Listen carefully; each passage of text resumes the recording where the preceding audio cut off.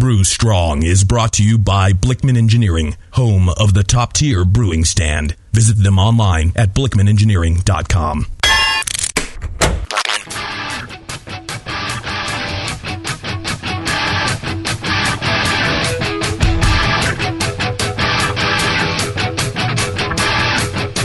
Brewers, it's time for the beer radio you've been looking for.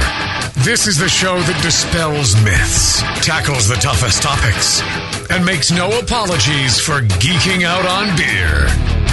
Hosted by two guys that drink before they think. Jamil and John Palmer.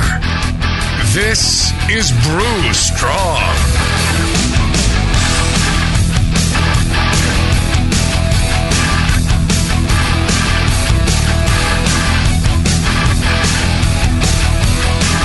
Hey, howdy, hey, my brewing brothers and sisters. Greetings, cretins. Woohoo! We're here at the conference. Hey, folks, you doing good? Great to see y'all. How's all my brewing brothers and sisters doing? Yeah, nice crowd out here. Yep. Good-looking bunch of people. Look at this. Really, huh? yeah. I've never seen better-looking people. Better-looking homebrewers. I mean, you know, guy in a wheelchair. Yeah, you know. It's good-looking people. A lot of bald people, a lot of people with big-ass beer guts. Weird. Y'all look like homebrewers, you know? I mean, you know, there's nothing sweeter than that. That's my kind of crowd right there, you know? Yep. Smell like hops. I'm all about you guys. This is me in the mirror right here. Which one? In about 2 years, the guy in the wheelchair. I believe it. You know, there's only so much the liver can handle. Oh, speaking of which, I'm having some delicious Hop Stupid from Lagunitas. From our last show, I'm going to top my glass up here. I'm going to take care of my friend John Palmer. Of course, we're limiting ourselves to 4 ounces because of the legal requirements here in the state of Washington. Good man. We wouldn't want to do more than that. Yeah. But there's a little bit left over here, and our good friend Brew Tattoo can top up his glass and share it with anybody else that's interested. Lagunitas Hop Stupid. Nice and fresh from the brewery. It's excellent beer. You know, also, the whole time we've been doing shows here today, it's the Brewing Network's turn in the other half of the hospitality suite. It's been all Brewing Network Club beers for the last hour and a half. And there's another club over here. I probably should know the name, but I can't see that far. But there's 2 clubs pouring. But the Brewing Network Club is also doing hospitality suite beers right now. Well, don't send people off to the hospitality suite. Make them stand around here and look at us be stupid on the radio. You're right. It's a good point. Enjoy the beer right here. Yeah. John Palmer's back from a lot of traveling, too. Oh, yeah. No, you went out to Brazil. Brazil, yeah. Down to Sao Paulo. And Sao Paulo. It was a wonderful time. No giant insects. No, torrential. Well, we did have 4 days of rain, but the question was sexually transmitted diseases. How many of those did you bring back? Didn't bring back a one. I'll have to try harder next time. All right. Yeah, you didn't try hard enough. Yeah, but I'm working a little too clean there, I think. Yeah, it was a wonderful time. Absolutely wonderful. They're good brewers down there in Brazil, and they like their Pilsner styles because they've got pretty big European immigration to Brazil and a lot of European roots. Nazis hiding out. Is that what you mean by European? I didn't meet any of those. No. They enjoy their German Pilsner. Yeah. There's this one guy named Adolf who really. No. Also, blue-eyed children. Their favorite styles are American. The movie, right? Oh yeah, but their favorite styles are like American IPA, American Pale Ale, and they're good brewers. Unfortunately, they don't get the freshest hops that we were able to get here, and some of the yeast strains we get, which really it doesn't make their beer bad. It just makes it different. And really, I was telling them that they need to kind of embrace that, and just declare their own style. This is our IPA. This is Brazilian IPA, because it's what they're able to brew, and it's what their craft breweries are able to produce, and what they can buy in the stores. So now, what was? I think this is always a great question. What was the best beer you had on your trip? Wow, Which it'd have one to be. Let's see. Call somebody out here. It was from Seasons Brewery. I believe it's... Wasn't it homebrew? Well, there's a very fine line between homebrewers and craft brewers in Brazil. I mean, they all kind of work both sides of the street. So... It's like here where we go both ways. Right. Yeah. Except in Brazil. The best of show for the brewing competition there was a double bock. And I judged specialty category where we had the requirement was that each of the beers in the specialty category had to have a Brazilian ingredient in it, whether a seed or a fruit or something indigenous to Brazil. So I had all kinds of fruit beers that these fruits I'd never heard of, never seen before. You have anything like boa constrictor or anything like that in it? No, nothing, no animals. All right, well, it's too bad. But lots of fruit. If they had been listening to this show more, they'd have known. I think they would have stepped up. Yeah, I suppose that's strong. True.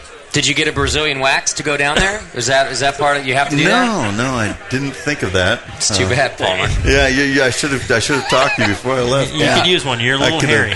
You could have shown it off to the audience if you had done that, but now we missed that opportunity. Yeah.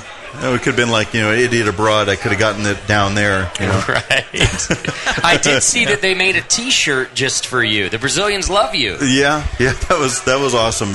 Who doesn't love him? That's true. Well, my family. But anyway, his wife. Right. Yeah, this whole club from Porto do Sol down in Brazil, they had these T-shirts that says, as opposed to why you don't read the fucking manual, it says why read the fucking Palmer. So nice. it was awesome. Pretty much my sentiments too. I get a lot of email people asking, and if you email me a question, I respond. I'll answer the question every time. Every email that I get, I answer it. So feel free to email me. But if you answer me or ask me some question that's covered in How to Brew, you're pretty much the first sentence is going to be, why don't you read the fucking Palmer book? Why you not read fucking Palmer? Why you not read fucking Palmer? And then it's like, okay, here's your answer. But get it out of that book. And once you've gone through that book and the question you have isn't answered in there, then go ahead and email me. Glad to help you out. Palmer as well. Yep. But that should be de rigueur for anybody. You should be reading that book. That's the basics of starting out. Read How to Brew. Get yourself a copy from the Brewing Network. It's cheap. You can get it signed. It's and the profits from that go directly to supporting the Brewing Network and making this show happen. So. Really, really worth doing. And another thing really worth doing, checking out our sponsor, BlickmanEngineering.com. That's right. Blickman with 2 N's. Yeah, they got their fully production-ready Tower of Power now. The Tower of Power, that's right. Power, he has great names, too, but the Tower of Power. And, he, sponsored for a long time, he gave a bunch of equipment to give away at the BN anniversary party last night. Yes. He gave, 6 beer guns we gave out. One of the... what's his hop blocking? Hop rocket. He gave a hop rocket. A bunch. There were some stoked people walking out of there with Blickman beer guns. Right. No doubt. I wanted one myself. But and if you guys enjoy that and you like Blickman, what I'd suggest is after we're done here, stay here till the end of the show. But after we're done here, you can walk over the opposite corner there, the kitty corner, and there's Blickman Engineering. Go check them out. Yep. Say hi. All the guys are there. They love talking to you guys. They love hearing your experiences about brewing. They love hearing what's good with their equipment, but they love hearing what's bad with their equipment, too. They want to know, not that there's anything bad with it, but they like to know how you use it. Yeah. They want that feedback. They're engineering group. They're a solutions-minded people where they're going to figure out what the problem is and resolve it. However you use the gear, they're trying to make it the best possible product you can work with. So does he have his giant over-engineered revolving Blickman sign at his booth this year? He does. Yeah. I love that. And there's a little piece of the top tier mast kind of been cut off and laying there. I think he had to make an adjustment for height again. I'm sure. Of course he did. The thing's enormous. He probably whipped out the high-tech laser that he made to cut it. To cut it, his self-made laser. And this old thing? I just threw it together. Yeah. 5 minutes. I was sitting on the toilet, had some time. Yeah. Yeah. Oh, yeah. Great sponsor. I'm really pleased. And I tell you, he's just a crazy guy. If you get a chance, you got to go up and say hi to him. If you have a great, rude joke, go tell that to Mr. John Blickman. Go tell him the rudest, foulest joke you know. Tell him Jamil sent you. Tell him I sent you. That's the only way I could ever catch up to all the stuff he's told me. He's got some great stuff. Great guy, great sponsor, and really we're blessed to have him. All right, so today we're going to talk about, I've got a friend of mine emailed me, and he was like, I've never wet hopped a beer. Oh. And I get a lot of questions. And, it's for a commercial batch, so we're not talking some small potatoes here. We're talking a lot of investment in this thing. Mm-hmm. And we also just spoke with Jeremy from Lagunitas about wet hopping, and he's one of the experts on wet hopping, so... Got some good feedback from him for the show. He wished he could have been here, but he'd love to do it. He had to go off to the Hop Stupid Challenge. Yes. So, let's do this. We'll take a short break. When we come back, we'll maybe hear from a guest briefly, and then we'll get into wet hopping. So, back right after this. Stay tuned. From the stovetop to a camp burner to some kind of brew stand, most homebrewers follow some version of this progression. With each move, a homebrewer will often have to change a lot, if not all, of their equipment. Until now, Blickman Engineering brings you the top-tier brewing stand, the only brewing stand that grows with you. For example, buy a top-tier floor-standing burner now, and it'll bolt right to your top-tier brewing stand when you're ready for all-grain brewing. The top-tier brewing stand is perfect for 5-gallon to 20-gallon batch sizes. Its modular design is adjustable and accommodates everything from small footprint coolers up to 30-gallon pots. How does the top-tier brewing stand do it? At its core is a strong, heat-treated and anodized aluminum main post. On all 4 sides are built-in T-slots for the adjustable heavy-gauge stainless steel shelves and beefy burner tiers. The tiers accommodate any manufacturer's pots or coolers up to 21 inches in diameter. Best of all, not only does the top-tier brewing stand grow with your skills and equipment, but it easily knocks down for long-term storage or transport, too. The top-tier brewing stand from Blickman Engineering. Learn more at blickmanengineering.com and to find a local Blickman retailer. And start brewing from the top tier. Hi, I'm Jamil Zainasheff, and in addition to my work on the Brewing Network, I write the Style Profile column in every issue of Brew Your Own magazine. Hi, I'm Sean Paxton, and when I'm not prepping for the Homebrewed Chef on the Brewing Network, you can find me writing articles on how to cook with your homebrew for Brew Your Own magazine. Greetings, cretins. This is John Palmer, and when I'm not writing for Brew Your Own, I'm reading it. John Palmer, Sean Paxton, Jamil Zainasheff. If you love listening to them on the Brewing Network, you'll love reading their articles, tips, and recipes in the pages of Brew Your Own magazine. Join Jamil, John, and Sean 8 times a year in Brew Your Own. And when you subscribe to BYO on the Brewing Network website, half of your subscription price goes right back to the BN to support great beer and food programming. So sign up for Brew Your Own magazine through the BN website today so you can listen and read your way to better homebrew. Hey guys and girls, it's Justin here reminding you that for a limited time only, you can get all your adult needs satisfied and help out the BN by going to adamandeve.com. When you do it and you use coupon code JAMIL, Jamil, you'll get to pick 3 free DVDs from genres such as amateur, Asian, big breast, big butts, chunky, co-eds, fetish, all the stuff that you're into that I don't even want to know about. But you can get it all there, plus toys and everything else at adamandeve.com by using coupon code JAMIL. You'll get to pick 3 free DVDs, plus 50% off just about any item in the store, and free shipping, and an extra gift so cool we can't even talk about it. They won't let us tell you. You just got to order. You got to find out what the extra gift is. So go over to adamandeve.com right now. Use coupon code JAMIL, Jamil, and help out the BN while helping yourself. Also, if you just can't wait till you get home, you can shop on their mobile site. Just go to adamandeve.com and you'll find it on your mobile phone or mobile device. Do it now. 7 short minutes off California State Route 101. There lies a secret oasis for all craft beer lovers. It's Relax, Grillin' and Chillin', bro! Relax, Grillin' and Chillin' in Hollister, California is a craft beer lover's dream come true. Not like a creepy JP dream. Like a normal craft beer lover's dream. 30 taps pouring your favorite craft beer. Visit Relax Grillin' and Chillin' on Facebook to see the most up-to-date beers and what's on the grill. Let us grill so you can chill. Angus burgers, filet mignon, and ribeye steaks, dogs and sandwiches, and more. Great food, great beer in a place where you can kick back and relax. Tuesdays are brewery nights. Come in to celebrate, and you're not limited to enjoying your favorite brew at the restaurant. Relax Grillin' and Chillin' has beer to go. Relax Grillin' and Chillin'. Let them grill so you can chill.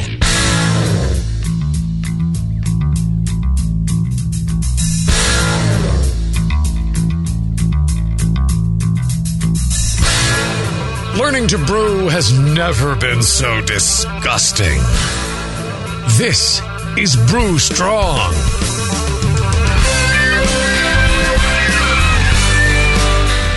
All right, here we are at the National Homebrewers Conference, having a good old time, and I have to self-promote here. Got the best brew your own, 30 great beer styles, tips, techniques, and recipes to brew 30 of the world's best beer styles at home. It's essentially my style profile column from Brew Your Own magazine, which you can get. You go to thebrewingnetwork.com, you can sign up for Brew Your Own there, and half of that subscription goes to the Brewing Network. So, support it that way. And this is a cool way to get a bunch of back issue style profile columns if you want them. That's a sweet compilation there. Yeah, they just slipped me a introductory copy. I didn't realize why you wanted to talk about this until I just see that it says by Jamil Zainashev. So this is This is the best of your style column. My name is on it. So I want to talk about it. So is this a new and improved Brewing Classic Styles? No. I would not ever do that. It's totally different. Are they different recipes?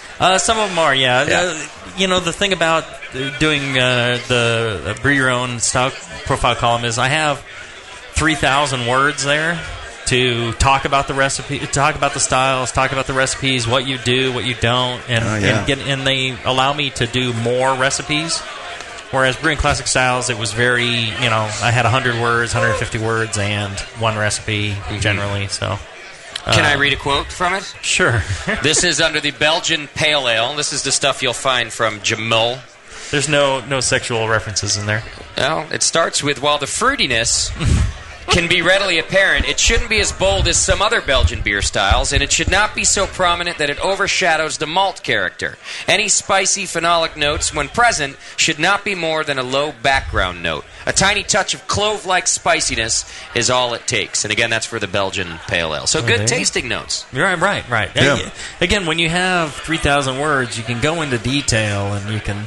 and the show is different. If you listen to the Jamil show back in the day, it's it's hard to come up with 3,000 words in that amount of time, and to go into it's a whole different take. And working with Plissé really drew out different aspects of my knowledge on styles. So.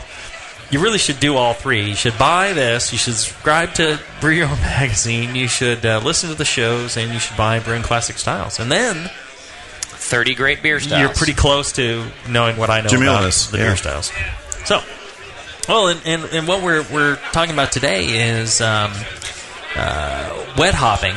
And one of the questions, a good friend of mine, he is preparing to do a first wet hop commercial batch. He's never done a wet hop beer in his commercial brewing. And so he had a number of questions. And one of the questions was he was not sure if dry hopping is a good idea with wet hops. And, a lot of people have this sort of concern. We have John Herskovitz from 5 Star Chemicals with us. A lot of people have this concern about using wet hops for dry hopping because they haven't gone through the kilning process. They haven't gone through pelletizing or whatever. Uh-huh. And they're worried about maybe there's more bugs, there. Still some caterpillars or something. Who knows? And one of the things that we do know is that star sand is safe. If you get a little bit of star sand in your beer, it's okay. It's fully flavor neutral, consumable, and it's so. I've heard multiple people ask, can I soak my wet hops in star sand and then, put them into the dry hop. I mean, would that be a good idea? Bad idea? Is it possible? Don't quote me on that one, but is it possible? Sure. I don't really care. He doesn't give a damn. I don't care. It's your beer. I got a beer, whatever.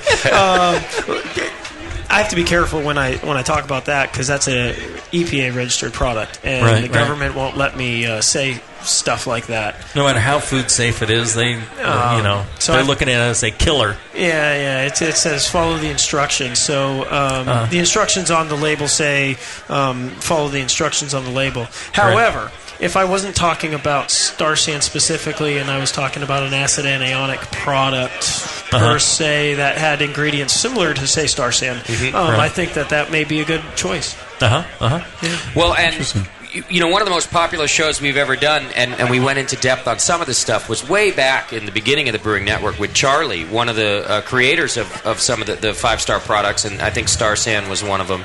And so I guess since he's not working for the company now, I can quote him as saying, go ahead and use it on that stuff, and it's real safe. and it was good. But really, John, Charlie was a huge hit, still is with the BN, people going back to the archives, talking about your products and how versatile they are. And one question that he really answered was the one, Jamil just mentioned, that it's safe in your beer. We always used to worry about, like, the foam, in our carboy. Oh, we better wait for all that foam to go away before we fill it with beer. And Charlie was the guy who came on and said, don't do that. Don't you want things clean and sanitary? Go ahead and put your beer in there. I believe Charlie's the one that coined the phrase, don't fear the foam. Don't fear the foam, if any of you guys are out there, I think we still have maybe 5 shirts left that say don't fear the foam on them. Right.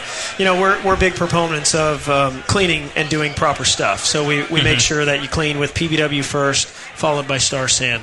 But everyone, I still get the question. As much as you guys tell it on the radio, it's on the internet that you shouldn't fear the foam. People always come up to me and say, well, I still rinse. There's a shirt. Yeah, there's a shirt. Sweet. There we go. Yeah, I constantly get people that say, but I still rinse because it scares me. And I tell them, don't fear the foam. Yeah. And one of the questions I actually just got about 20 minutes ago was, why? Well, think about it. Phosphoric acid is phosphate, right? That's a yeast nutrient. And the DDBSA breaks down into other nutrients. And so once the pH goes above 3.5, it's inactive, and it breaks down into the beer. And so that's why there is no flavor effects. And it goes right on into the beer, and it gets broken down, and it's a wonderful product. You really can't misuse it unless, say, you rinse. Right. So it's broken down by the yeast during fermentation? When the yeast will break it down during fermentation, yes. Okay. Well, and now that I'm running a commercial brewery, we have access to every product that we could possibly want. The stuff that homebrewers can't get access to because of various laws. And we have a number of cleaners and sanitizers, and I tell you, one of the handiest things we have is a nice squeeze bottle of Star San, and we use it all the time. Yeah. I mean, we're sanitizing our triclover clams. We always have Star San on hand, and we check for pH, just in whether it's still good or not, and we keep using that. It's cost effective, very easy to use. Is one of the reasons that we use Star San. I mean, we could use any number of products, but it's safe, it's easy to use, it's cost effective. I would recommend to any homebrewer, if you're not using Star San, you should. Yeah, and it's just easy, and it's just to point out. I mean, I don't know if we've explicitly stated this, but the easiest way to use Star San is put it in a spray bottle using deionized water, from the grocery store.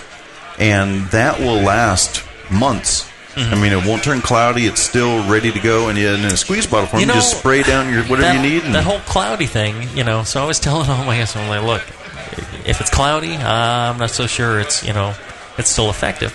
Well, you check the pH on it, and the pH was still 2, and it was cloudy. It's like, okay, all right, or it was 2 something. I'm like, well, it's still active. It's still good. Go ahead and use it. You're correct. Yeah, you're correct. So it's really pH is the indicator there. Yeah, not the cloudiness. The cloudiness is the minerals in the water, things like that. Reacting with the anionic portion of the surfactant. So some of the surfactant's coming out, but 15% of the product is surfactant, and so it would have to be pretty thick in order for all of that to come out of solution. Right. Okay. But it's an ongoing debate that people talk about all the time. Right. And, I just feel better when it's clear. Yeah, exactly. I'm just throw more in. And be clear. The one product that actually never goes cloudy is an acid anionic SanaClean. So even we actually in the craft brewers for the big guys, we sell more SanaClean than we do Star San. I use SanaClean as well because it's a wonderful product that pumps through and it doesn't foam up anywhere near like the Star San. Right. So it's a great product and. A lot of people also say that the foam is a problem, and we love it. I tell people, use less. Use instead of filling up 5 gallons in a carboy, why don't you put in 1/5 of an ounce in 1 gallon and shake it? Right, to get all foamy. That's right. That's what I do. Let the foam fill it all up. Right. No, it's excellent. Yeah. And I think if you got a concern about wet hopping or dry hopping with wet hops, then that could be the key there. Close them down. Sanitation is very important, but I think try new things. That's always important. That's what we've always said at the Brewing Network. Try new things, but we're talking about sexual experiences. Yeah. We're usually promoting Adam and Eve when we say try new things. I don't know. You guys kind of made me take a second look here at John and a Brazilian wax. Yeah, I'm sorry for planting that picture in your head. I'm not sure, but I'm going to have to go find my wife real fast. Get that picture out, put another one in. That's right. Well, thank you very much, Make sure she's not thinking the same thing. And thank you for all that's 5-Star does. Well, you're welcome, and thank you guys for having me successful. on. Yeah, we'll have to do another complete, clean and sanitizing show. Yeah, these days. I think back on the session too, both on Brew Strong and on the session. We're gonna get you on a couple of shows here, John. I'd be happy to anytime you guys want. Great, good stuff. Talk about anything you want. I know water chemistry is a big fun one, and. Yeah. Are you giving away? Get you on the session and get you all fucked up too. That would be helpful. Good. Yeah, I'd appreciate that. Are you giving away free shit over at the booth today? Lots of free shit. Most of it's gone. There's some shirts left. Cool. Some slap koozies. My wife is more than happy to slap anyone. She's slap anyone in the koozie. That's right. All right, head on over. You can walk over there, spread your legs, and go to the 5-Star. Let it happen. Love it.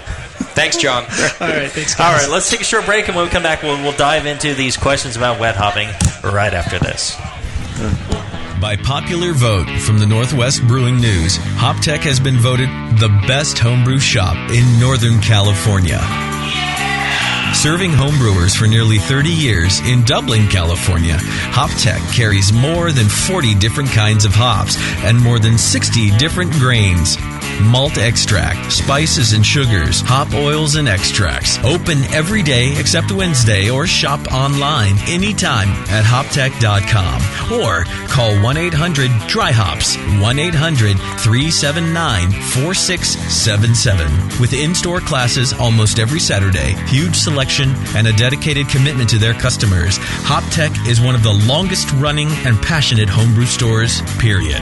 And now, by popular vote, the best homebrew shop in Northern California. And don't forget their 15% military discount. HopTech. Visit today at hoptech.com. When Michael Fairbrother started moonlighting, he had no idea how quickly his dream was going to grow. Having homebrewed for 15 years, Michael decided to go pro. But not with beer. While attending his homebrew club meetings, he saw ladies knocking their men out of the way to try his mead. Moonlight Meadery is now 2 years old and can produce 200,000 bottles a year. It's the first New Hampshire winery to ever distribute to California and Australia. In fact, you can find Moonlight Meadery meads in Connecticut, Massachusetts, Maine, Rhode Island, Vermont, and New Hampshire. And they ship direct to 17 states. They produce 56 different varieties of mead and are unlike anything you've ever seen on the market. Michael Fairbrother at Moonlight Meadery is a real success story that can make the BN Army proud. Visit Moonlight Meadery in Londonderry, New Hampshire, or online at moonlightmeadery.com.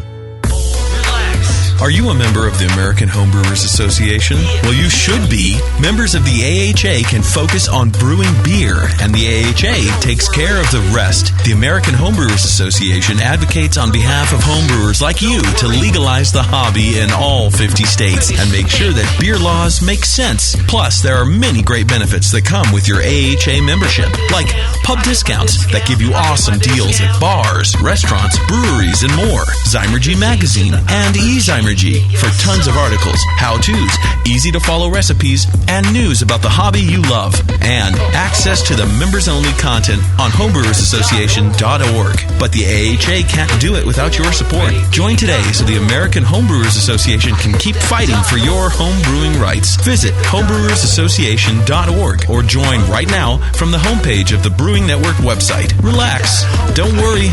It's the American Homebrewers Association.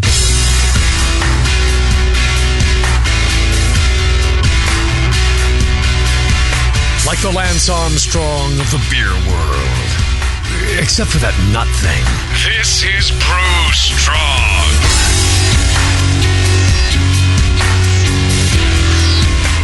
All right, we're back. And I promised Blickman I'd tell this story on the air. Okay. So, anybody very sensitive here, you might want to step away.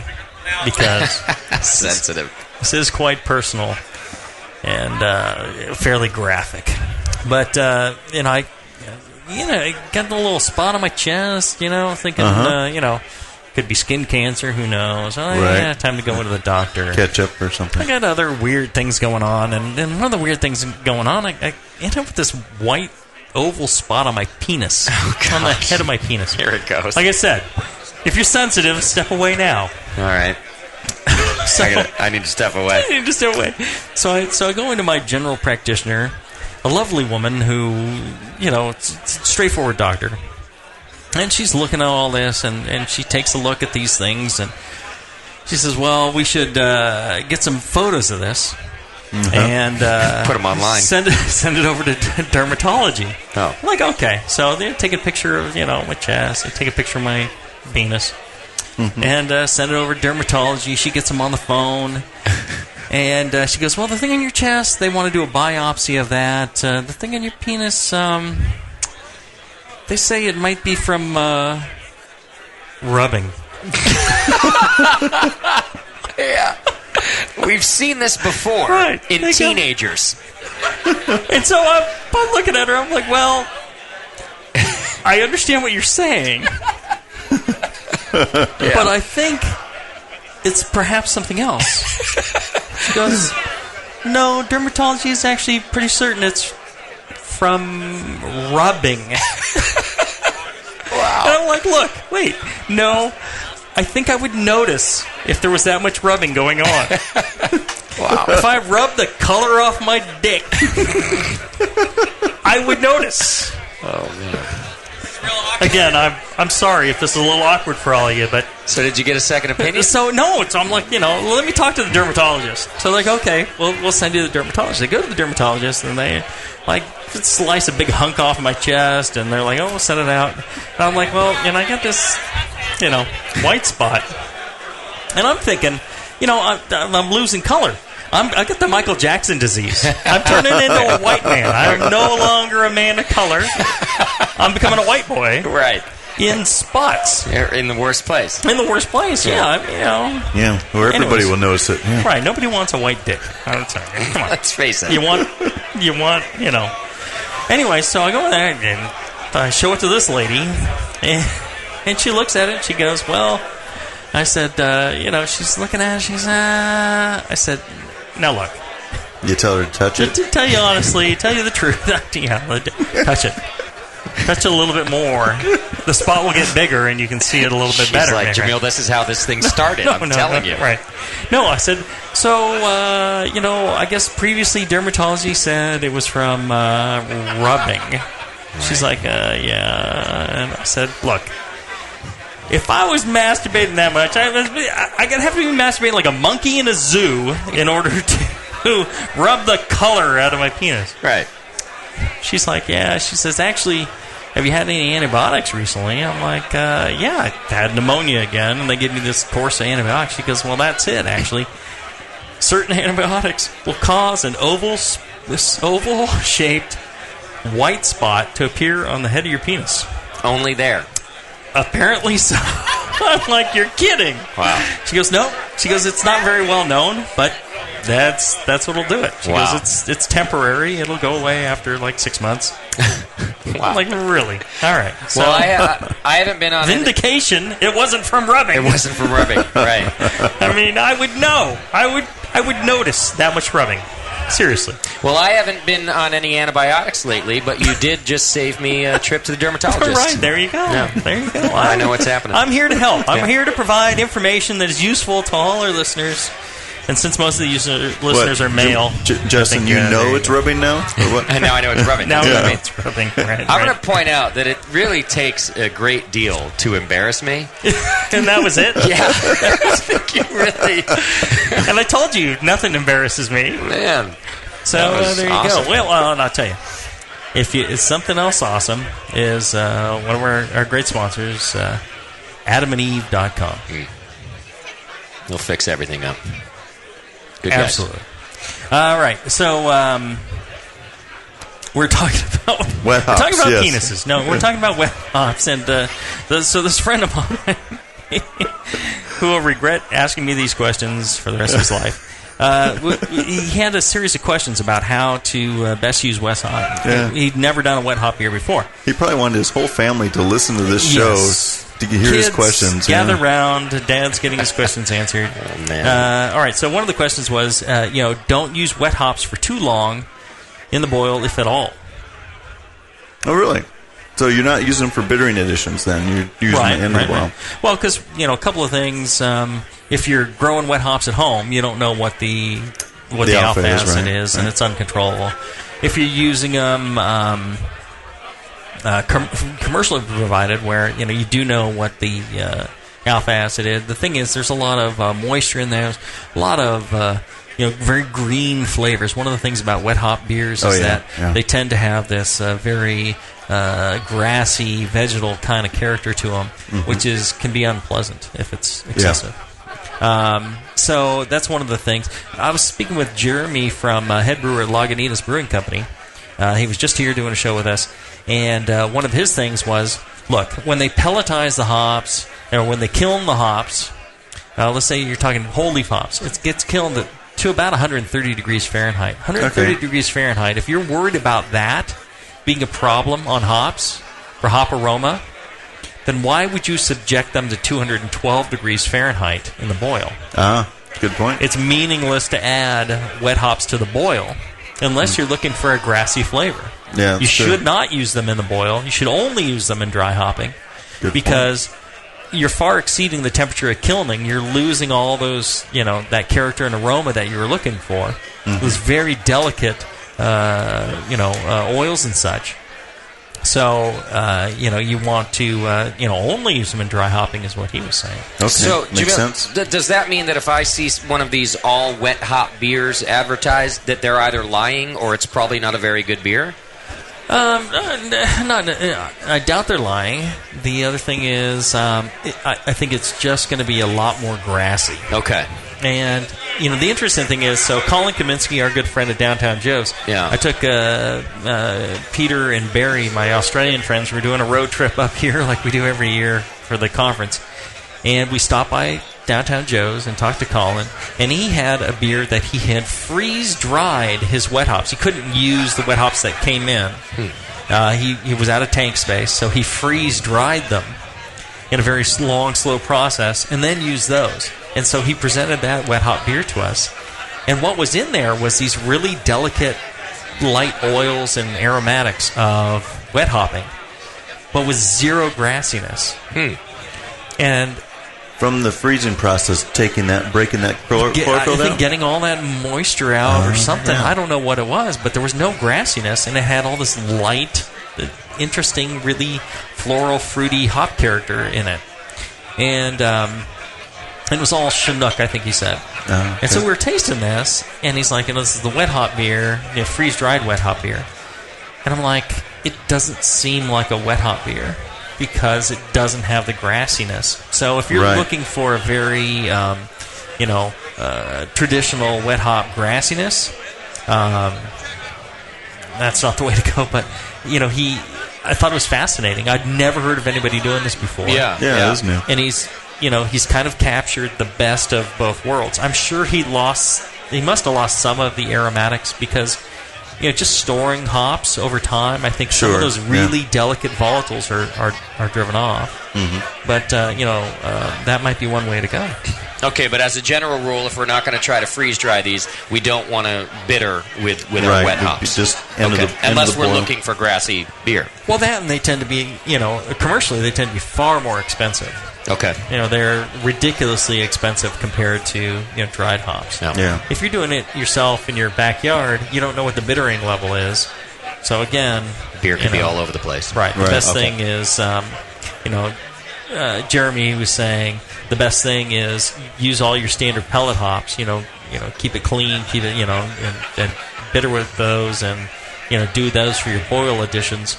And then when it comes to dry hopping, that's where you use your wet hops. It's the only time that he would use wet hops. Okay. So I thought that was great information. So the other thing he says was potentially run pre-boil wort over a bed of fresh hops. Okay, yeah. So I guess that's kind of like first wort hopping. Chris White! Hey buddy. Chris. I think in that case, I don't believe in first wort hopping anyway, so I'm not sure that it's going to necessarily do anything for you. Yeah, I would think that. I would think that even though you're putting them in first wort, and we do have some speculation that somehow that retains some of the oils and flavors, it seems like a majority of them would be driven off during the boil. Right. You lose...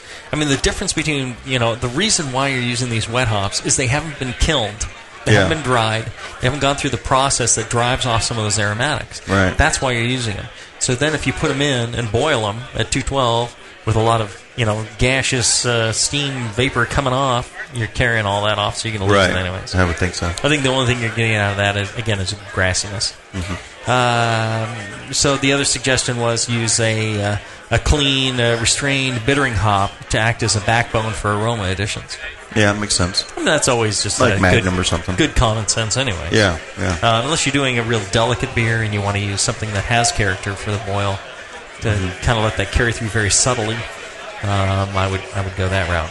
What else besides Magnum? I always hear that as the neutral, good, clean bittering hop, but there's others that could be good for, right? Galena, Nugget. Probably Nugget is very popular. Okay. Horizon. What a lot of people use commercially is Warrior. Warrior, okay. Very clean. Now, isn't that in the Columbus Zeus Tomahawk group or not? Yeah, it seems to do a real nice, clean bittering. Huh. And Jamil, if you wanted, in the second part, you said if you wanted to add a little more character from your bittering, what would be a type of hop you could use that's not as neutral?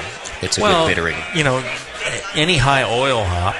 Okay. So, things like Simcoe, Summit, Apollo, even Columbus, all this stuff. If you get the right batch where it has a lot of oil to it, it seems to carry through. Okay. And it depends on your boil and everything else. If anyone has questions, by the way, we're in the last segment of the show, we've got a microphone right up here, so if you've got questions about wet hopping or anything else, we're happy to take your questions. It's your chance to be on Brew Strong. That's right. How many times in your life do you have that opportunity? Once a year. Saying. Yeah, a couple weeks, Yeah, once a week. Yeah, anytime you call in. All right, so the other thing he said was he's heard that one of the things you can do is run your finished boiling wort back through the mash tun. You add a whole bunch of these hops to the mash tun, and then run your wort back through it for 5 to 10 minutes. I'm sorry if this is a dumb question, but not with the mash still in it, I assume. Right, you would take the mash out okay, good. and just use it. So I just guess fill it up with wet hops. Essentially like a hop back. Okay. Oh, okay. I can see it. Commercial brewery where you got a dedicated lauter tun with a false bottom. Right. That would make sense. Right. But yeah, Yeah, I was thinking like you, Justin, and running them on top through the, boiled right through the mash again. That would. It seems like a mess. Yeah, and tannins.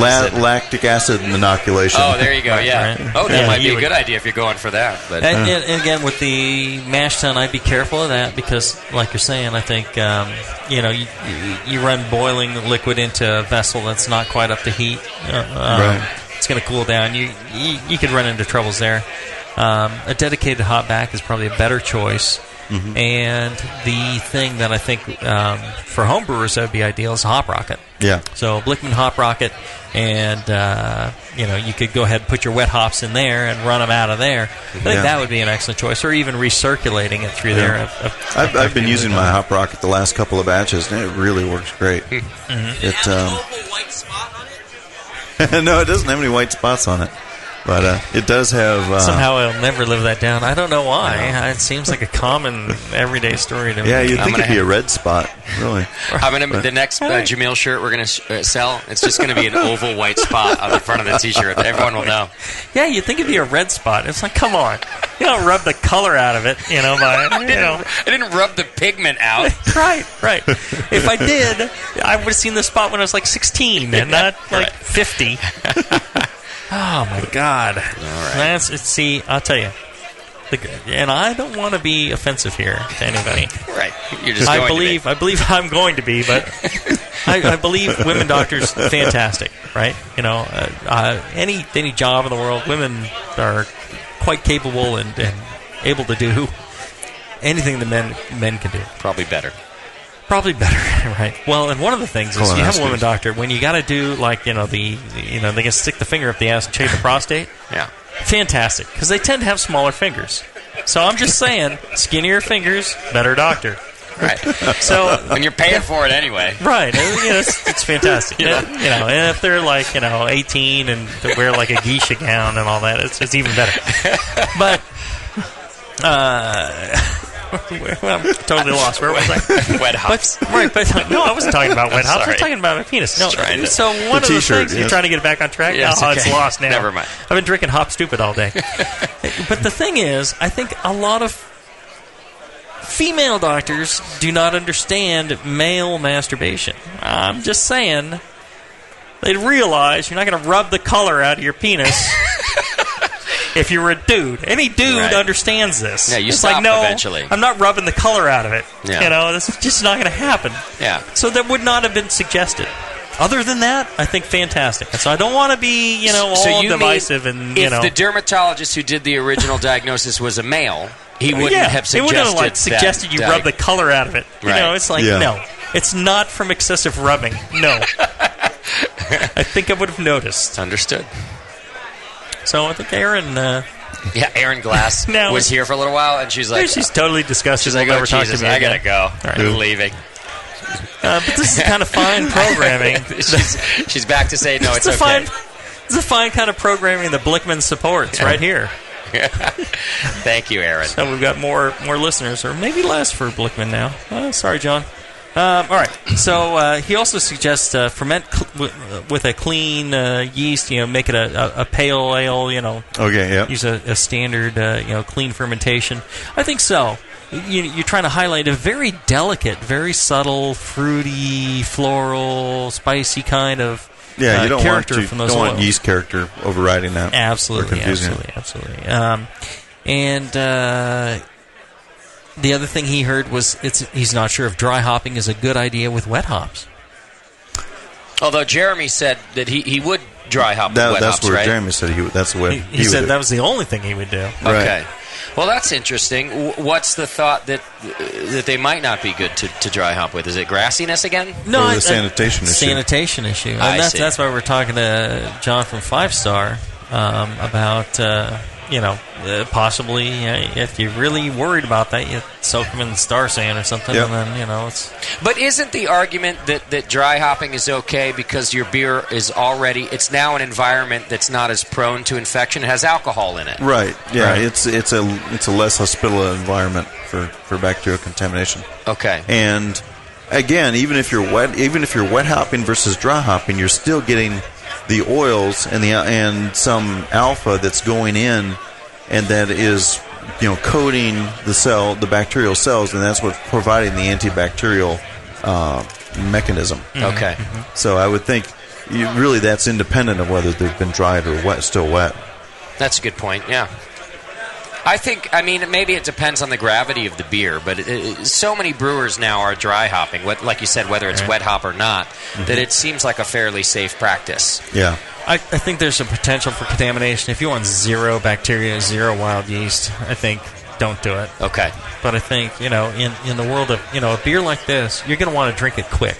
Okay. You're going to want to, the great thing about it is drinking it fresh. Yeah. So, you're not going to worry for a couple of weeks, especially if it's refrigerated, it's not a problem. Right. But, if you're looking at, long-term storage, things like that, forget it. I think that then maybe, there would be an issue. Okay. All right, let's take a short break, and when we come back, your questions live. On Brew Strong. Don't let me down here. You walk up to this microphone and you ask a question. All right? Or you're cut off forever. Seriously. Come on. Back after this.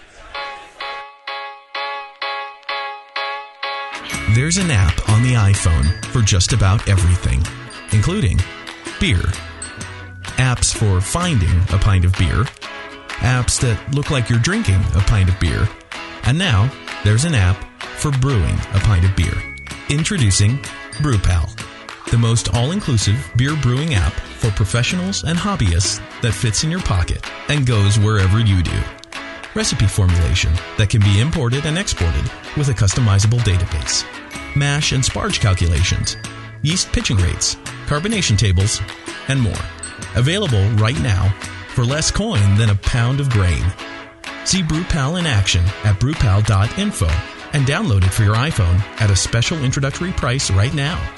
BrewPal, all the brewing software you need, right in your pocket.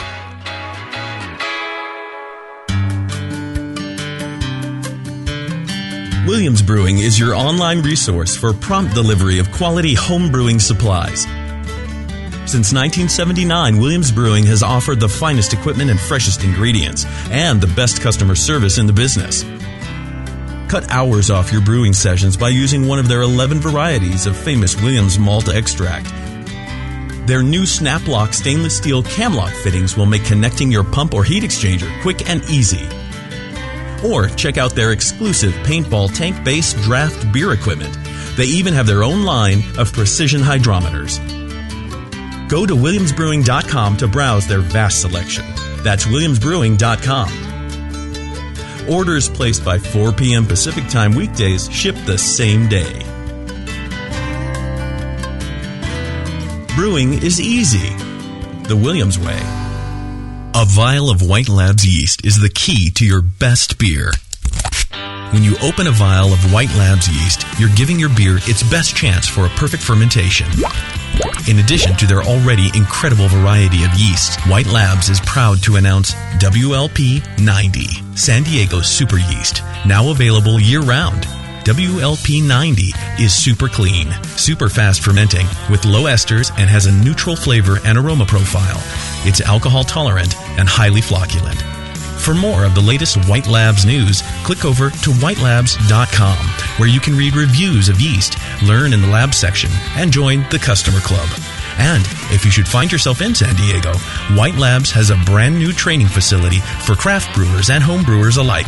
Whitelabs.com. Discover yeast, nutrients, enzymes, and more for commercial breweries, home brewers, and homebrew stores. White Labs. It's all in the vial.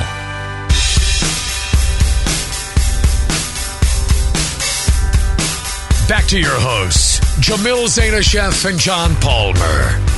Putting the testicles in technical. This is Brew Strong.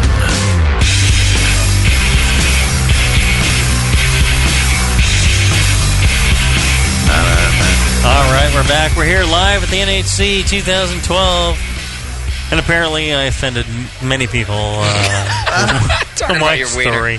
Hey, I'm completely open and honest about everything. Yeah, it's a topic that's near and dear to a lot of other people. Right. I'm just trying to be educational here. Mm-hmm. In case you run into a similar problem. In your defense, I think there's some real good seminars going on right now, and it wasn't your penis at all. that offended anybody. It wasn't okay. So, I mean, if I showed it, that might have helped. Yeah, it was simply a lack of interest in you. Not, Right.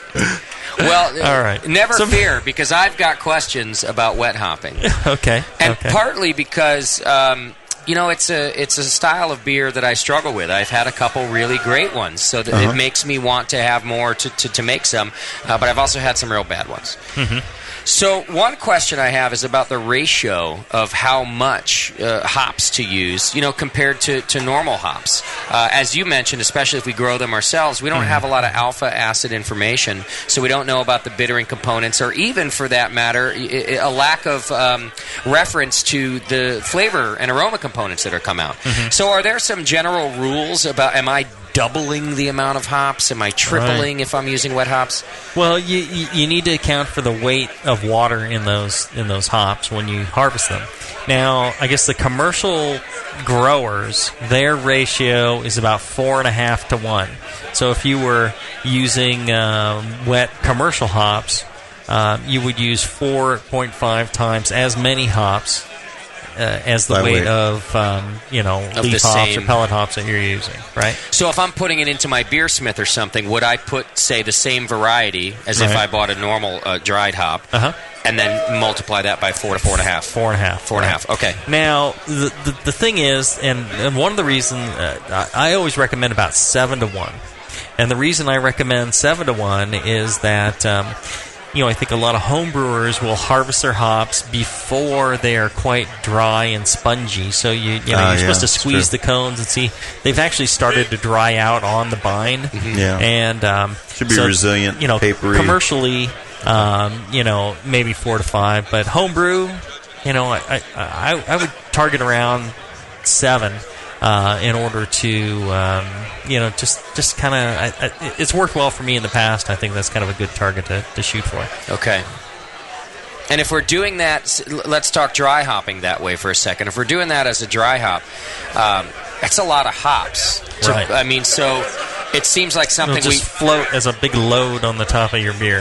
Well, and it's thinking of that, we definitely want to do it in the carboy and not the corny, because I don't know that I'd have room in the corny keg. Right. So we got to think about even space-wise to get that much in there. Mm-hmm. One of the big problems with using wet hops and stuff like that, and whole leaf hops, is that they entrain a lot of oxygen or air, which has 20% oxygen, and it gets mixed in with the beer. Mm-hmm. If I was going to dry hop with wet hops, I would hope for still a lot of yeast and suspension. I would kind of hit it just at the end of fermentation, so the yeast may take up some of that oxygen. It'd still be active enough to really quickly take up that oxygen. Keep scrubbing it. Okay. Yeah. Because when you get that in there and you push that in, there's a lot of air in there. Yeah. Okay. I guess a conical that you could cap in a place like this would be a good way to dry hop this way, because you could still have fermentation going on but save the CO2. Right. Well, and you could go ahead and put your wet hops in a plastic bucket or something like that, and flush it with CO2 or nitrogen or argon or something like that. Okay. We started using argon just because it's a noble gas, it's inert, and it's heavier than oxygen. About the same. I think it's even more than the weight is even more than carbon dioxide, or about the same as carbon dioxide. Mm-hmm. What carbon dioxide is, you do get some oxygen off of there. Okay. Yeah, it'll displace better. All right. We're running out of time, but maybe just as a last question, any suggestions through your experience and remembering back to your homebrewing days, Jamil, that were so long ago, like a week ago? Long ago. Can't remember. What varieties lend themselves well to wet hopping, and for that matter, that we can grow at home? Any high oil hop, I think, is good. Yeah. And really, the high oil hops are really, how you grow them is more dependent than, I think, the variety. Yeah, especially the longer you leave them on the vine, the more they dry out on the vine, the higher the oil content gets. Okay.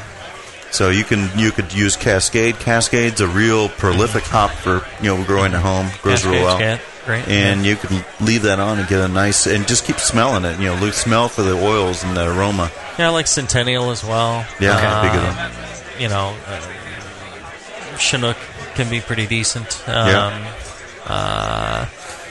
You're not going to be able to grow things like Simcoe or Citra or any of that because those are all proprietary strains. Unless you're stealing a root from somewhere, a rhizome from somewhere in the middle of the night. Right. Okay, so the kind of common and easy to grow also C hops are also good for wet hopping. Yes. Okay. Yeah. And it's because we can look them up. We're looking for high oil content, is what you're saying. So we can do some research and just... Yeah, you're looking for a hop that has a nice aroma profile. So you leave it on the vine a little longer, wait for that aroma to develop, and then put it in. Okay. All right, Jamil, I know you have other things to do, so I just wanted to squeeze a couple questions in there. No, excellent. I think we did a good job today, John. Yeah. I think we had a lot of fun. I think we heard some interesting things about white spots, so for the future, somebody's telling you, how to deal with it. I know I learned. Yeah. I hope I didn't embarrass anybody. Just talking about myself. Next time that comes up, I'll know what to do. Right. There you go. I can live with it. That's fine. All right, so... if you get a chance, I'd like you to check out our great sponsors, especially Blickman Engineering. Blickman Engineering is over off in that caddy corner there. Go check him out. Talk to John Blickman. Shake his hand. Tell him a dirty story. I think he would enjoy that. That's just my opinion, but you know me. I talk about all sorts of horrible things. If you're listening online, the reason you get this show online is, Blickman Engineering. Go check them out, blickmanengineering.com with 2 N's. Send them an email telling you appreciate it. Also because of the Brewing Network. The Brewing Network supports this show, so you want to go and support the Brewing Network. Go to the Brewing Network store. There's a lot of goodies in there. You can sign up for Brew Your Own magazine. Half of that subscription cost goes to the Brewing Network. Really a great deal for Brew Your Own. Really great deal for the Brewing Network. And really great deal for you. So everybody wins. Check that out. Another store, in the store there's shirts and hats and books and glasses and all sorts of great things. Yeah, AHA membership. Everybody here is an AHA member, but if you're at home and you're not, it's a great way to support us and the organization. And when it comes time to renew your AHA membership, renew it through the Brewing Network. BrewingNetwork.com. Go there and do that, and a slice of that goes to the Brewing Network. Again, that's the kind of thing that helps pay for this show. So if you enjoy it, just make sure that you go and support us in that way, and check out all our sponsors. Make sure that you're looking into all the goodies that they might have here at the conference. Check it out. Have a great time, and always brew strong. Brew strong, everybody.